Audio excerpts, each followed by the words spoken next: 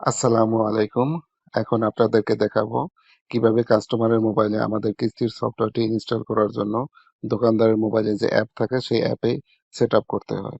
তো প্রথমে দোকানদারের মোবাইলে অ্যাপটি ওপেন করে নেব। এরপরে এখানে পিন দিয়ে অ্যাপের ভিতরে ঢুকবো।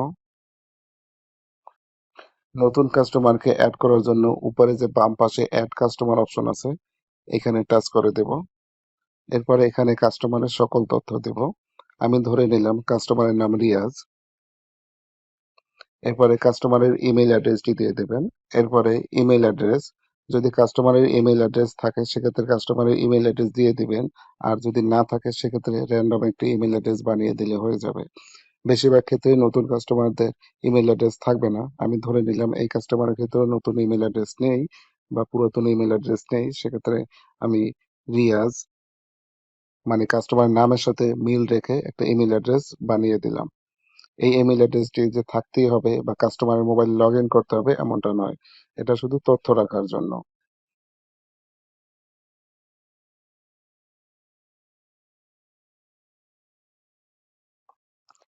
এরপরে কাস্টমারের মোবাইল নাম্বার শূন্য বাদ দিয়ে কাস্টমারের বাকি নাম্বারগুলো এখানে লিখে দেব।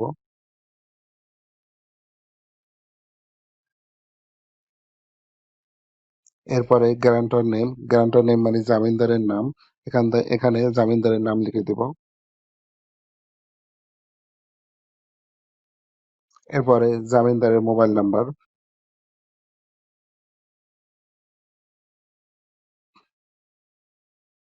এরপরে সিলেক্ট প্রোডাক্ট থেকে প্রথম যে অপশনটি আছে ইউজিক অস্ত্র শক্তি, অর্থাৎ নতুন ফোনে রেজিস্ট্রেশন করার জন্য প্রথম অপশনটি সিলেক্ট করে দিব।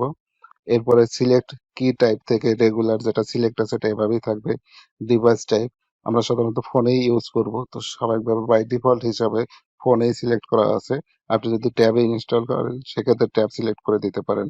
এরপরে নিচে সবার নিচে আইমিআই লেখার জন্য দুটি বক্স পাবেন এখানে। তো এখানে আপনার মোবাইলের যে দুইটি আইমিআই থাকে সেই আইমিআই দুটি টাইপ করে দিবেন। আমি এখানে আমার মোবাইলে আইমিআই দুইটি দিয়ে দেব। এরপরে অ্যাড কাস্টমারে টাচ করব। এরপরে কনফার্মে টাচ করব। সর্বপ্রথম উপরে দেখতে পাচ্ছেন এখানে ইএমআই ডিটেলস। এই যে সম্পূর্ণ পেজটি এটি হলো কাস্টমারের মোবাইলে যে কিস্তির তথ্যগুলো আছে সেই তথ্যগুলো দেওয়ার জন্য। আপনি যদি চান যে এখানে কিস্তির তথ্যগুলো আপনি দিবেন সেক্ষেত্রে এই ফর্মটি পূরণ করতে পারেন, নয়তো নিচে স্কিপ করার অপশন আছে বাম পাশে। আমি যেহেতু এটি সবার জন্য করতেছি সেজন্য আমি সম্পূর্ণ ফর্মটি পূরণ করব। আশা করি আপনারাও দেখে উপকৃত হবেন। উপরে প্রথম যে বক্সটি আছে এখানে টাচ করে কাস্টমারের একটি ছবি তুলে দিতে পারেন। আমি একটা ছবি তুলে দেব। আমি জাস্ট একটি ব্ল্যাক অ্যান্ড হোয়াইট ছবি তুলে দিলাম। ওকেতে দিয়ে দেবো। এখানে কাস্টমারের ছবিটি চলে আসবে। আপনি আপনার কাস্টমারের ছবি তুলে দিতে পারেন। কাস্টমার যদি সাথে না থাকে সেক্ষেত্রে আপনার মোবাইলের বক্সের বা মোবাইলের ছবি তুলে দিতে পারেন। এরপর সিলেক্ট ফিনান্স টাইপ থেকে টাচ করবেন। এখান থেকে প্রথম যে দুইটি অপশন নান অথবা পার্সোনাল এর যে কোনো একটি দিয়ে দিতে পারেন। আমি পার্সোনাল ফিনান্স দিয়ে দিলাম। এরপরে মোবাইলের অর্থাৎ প্রোডাক্ট প্রাইস, মনে করেন আপনার মোবাইলটির দাম 20,000 টাকা, আপনি কিস্তিতে বিক্রি করার কারণে 3,000 টাকা বেশি লাভে বিক্রি করতেছেন, সেক্ষেত্রে মোট দাম হবে 23,000 টাকা। আমি এখানে 23,000 টাকা দিয়ে দিলাম। এরপরে ডাউন পেমেন্ট, মনে করেন কাস্টমার মোবাইলটি নেওয়ার সময় 5,000 টাকা ডাউন পেমেন্ট হিসেবে দিতেছে, আমি সেই ডাউন পেমেন্টের টাকাটি এখানে দিয়ে দেবো। এরপরে 23,000 টাকা থেকে 5,000 টাকা বাদ দিলে অটোমেটিকলি ব্যালেন্স অ্যামাউন্ট 18,000 টাকা থাকবে। এখানে আপনার টাইপ করতে হবে না, এটা অটো হিসাব হয়ে যাবে।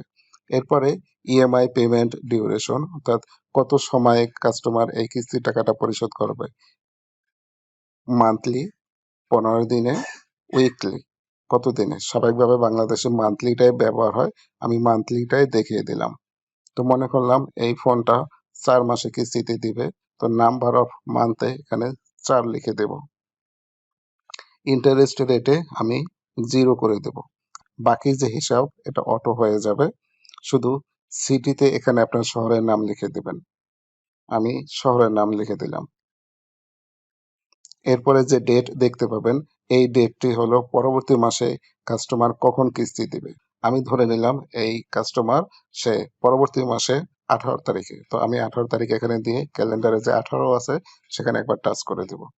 এরপরে নিচে ডেসক্রিপশন, যদি কাস্টমার সম্পর্কে কোনো আপনি তথ্য রাখতে চান সেক্ষেত্রে এখানে লিখে দিতে পারেন। আর যদি লেখা প্রয়োজন না হয় সেক্ষেত্রে আপনি এখানে ফাঁকা রেখে দিতে পারেন। আর সবার নিচে যে শিডিউল লক অপশনটি আছে এটি মূলত অটো লক হওয়ার একটি ফিচার। মনে করেন কাস্টমার সে ফোনটি নিয়ে ইন্টারনেট ব্যবহার ছাড়াই সে ব্যবহার করতেছে, সেক্ষেত্রে আপনি চাইলেও অ্যাপে লক করলে লক হবে না। কিন্তু আপনি যদি এই শিডিউল লকটা অন করে দেন, কাস্টমার মোবাইলটা ইন্টারনেটে থাকুক অথবা না থাকুক অটোমেটিকলি লক হয়ে যাবে। অর্থাৎ এই লকটা হওয়ার জন্য কাস্টমার মোবাইলটা ইন্টারনেটে থাকাটা জরুরি হবে না যদি আপনি শিডিউল লক অন করে দেন। তাছাড়া আরেকটা কেস এরকমের হতে পারে, আপনার মনে করেন ৩০০, ৪০০ বা ১,০০০, ২,০০০ মোবাইলে আপনি আমাদের সফটওয়্যারটা ইনস্টল করেছেন। তো প্রত্যেক কাস্টমারকে কবে কিস্তি দেবে ওই তারিখ পার হয়ে যাওয়ার পরে তার ফোনটা ম্যানুয়ালি লক করাটা অনেক সময় জটিল হয়ে যায়। সেক্ষেত্রে যদি আপনি শিডিউল লকটি অন করে দেন তাহলে তার কিস্তি দেওয়ার টাইম পার হয়ে গেলেই অটোমেটিকলি লক হয়ে যাবে। তো আমি ধরে নিলাম এই কাস্টমার 18 তারিখে কিস্তি দেবে। যদি না দেয় সেক্ষেত্রে আমি এই অপশনটি অন করে দেবো যেন মোবাইলটা অটো লক হয়ে যায়। আপনি যদি অটো লকের ফিচারটি না চান সেক্ষেত্রে এটি অফ রাখলে হয়ে যাবে। এরপরে সাবমিটে টাচ করবেন, কনফার্মে টাচ করবেন। এরপরে এখানে সিগনেচার দেওয়ার জন্য একটা জায়গা থাকবে, কাস্টমার সিগনেচার আপনি উপরে দেখতে পাচ্ছেন। তো এই যে সাদা একটা বক্সের মতো দেখতে পাচ্ছেন এখানে আপনার সিগনেচার দিয়ে দেবেন। আমি একটা সিগনেচার দিয়ে দিলাম, সাবমিটে টাচ করে দেব। এরপরে উইটনেস সিগনেচার অর্থাৎ সাক্ষীর সিগনেচার উপরে আপনি দেখতে পাচ্ছেন। এই বক্সের ভিতরে আরেকটা সাক্ষীর সিগনেচার দিয়ে দেবেন। কাস্টমার অথবা সাক্ষী যারাই থাকবে তাদের সম্ভব হলে তাদের সিগনেচার গুলোই আপনি দিয়ে দিবেন। যদি না থাকে সেক্ষেত্রে আপনি একটা দিয়ে দিবেন ফর্মটি পূরণ করার জন্য। এরপরে সাবমিটে টাচ করবেন। এরপরে কাস্টমারের ডকুমেন্ট উপরে দেখতে পাচ্ছেন, কাস্টমার ডকুমেন্ট। এখানে যে অপশনগুলো আছে ৩টি অপশন। এখানে কাস্টমারের ভোটার আইডি অথবা চাকরির আইডি বা অন্য কোনো আইডি কার্ডের যদি আপনি ছবি প্রমাণ হিসেবে রাখতে চান বা তথ্য রাখার জন্য রাখতে চান সেক্ষেত্রে এখানে টাচ করে ছবি তুলে রেখে দিতে পারেন। তো আমি এখানে যে তীর চিহ্ন আছে তীর চিহ্নতে টাচ করে ক্যামেরা সিলেক্ট করে দেব। এরপর আমি একটা ছবি তুলে দেব। আমি কালো ছবি তুলে দিলাম। আপনি আপনার মতো করে ছবি তুলে দেবেন। ৩টি অপশনে সিলেক্ট করে আপনি চাইলে ছবি তুলে দিতে পারেন।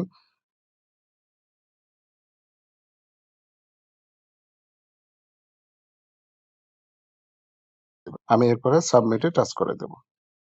আমার এখানে কালো দেখাচ্ছে কারণ আমি ক্যামেরা অফ করে রেখেছি, এজন্য কালো দেখাচ্ছে। আপনার ওখানে ক্যামেরা দিয়ে ছবি তুললে একেবারে যেভাবে ক্যামেরা দিয়ে ছবি তোলা হয় মানে স্বাভাবিকভাবে এনআইডি কার্ডের ছবি তোলা হয় ওইভাবেই দেখতে পাবেন। এরপরে এখানে কিউআর কোডের অপশনটি পেয়ে যাবেন। বাকি যে পদ্ধতিগুলো আশা করি ভিডিওর বাকি অংশতে দেখে নেবেন।